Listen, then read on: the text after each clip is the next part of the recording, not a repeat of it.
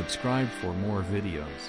السلام عليكم ورحمة الله وبركاته. فضل يوتيوب جنالك سبسكرايب صار مقال كان لايك صار أدبد وما سنته برنامج سياسة مشرح مدحوين عبد الرحمن عبد الشكور نلقى دعوة فضلا سياسة أن عدنا لقيتين عدنا لقيتشن دعوة شوعا. بسم الله الرحمن الرحيم. dhaqaalaha dalkeenu aad ayuu u hooseeyaa asagoo awalba liitay ayaa waxaa soo kordhay cudurka COVID-19 oo sababay inuu hoos u sii dhaco dhaqaalaha Soomaaliya sida ogtiin wuxuu ku tiirsan yahay wax soo saarka shirkadaha gaarka loo leeyahay wali fursad looma helin in dalkeena kheyraadka dabiiciga ay ku jira la soo saaro ama kheyraadka kale ee dhaxeegaaga sidii wax soo saarkii dabiiciga ah laga faa'iideysto xoolaha aan dhoofin lama tayo dhoofintooda lagamana shaqeeyo in la suuq geeyo oo helaan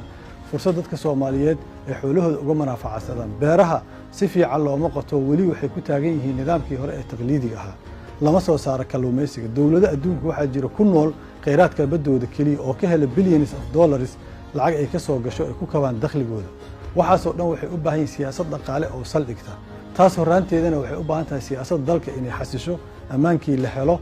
adeegii garsoorka la helo la argaxisadii meel la saaro taas ayaa keeni karta in la tayeeyo dhaqaalaheena waxa ugu muhiimsan haddana hor yaalla waxay tahay in la dhameystiro barnaamijka deyn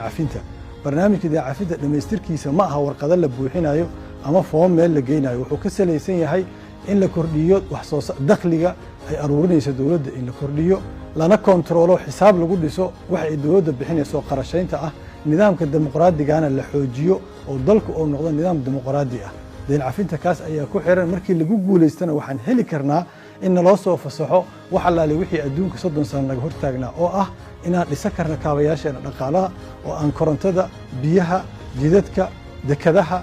garoomada diyaaradaha waxaas oo dhan aan anaga samaysan karno oo aan heli karno in dawladdu waxaas ay dadka ku saacido private sector-ka ama ganacsiga gaarka loo leeyahay fursad weyn ayaa halkaas ugu jirta haddii ay ka soo bixi waayaan waajibaadka deyn cafintana waxaa dhici karta in dhibaato uga timaado saas daraadeed ayaan u soo jeedinayaa bahda ka shaqeysa ganacsiga gaarka loo leeyahay inay arrimaha dawladda banaanka ka joogin oo mustaqbalka soo socda dawladdu ay ku xirnaan doonto masiirkooda ganacsiga taas ayaana u baahan inaan dhammaanteen ka wada shaqeyno dalkeena ka faa'iideysana kheyraadka ku jira si looga faa'iideysana waa in dadkiisa la awoodayaa oo dad sharaf iyo karaamo leh ayay noqdaan taas ayaa gundhigu ah arrinta dhaqaalaha iyo horumarkiisa waa mahadsantihiin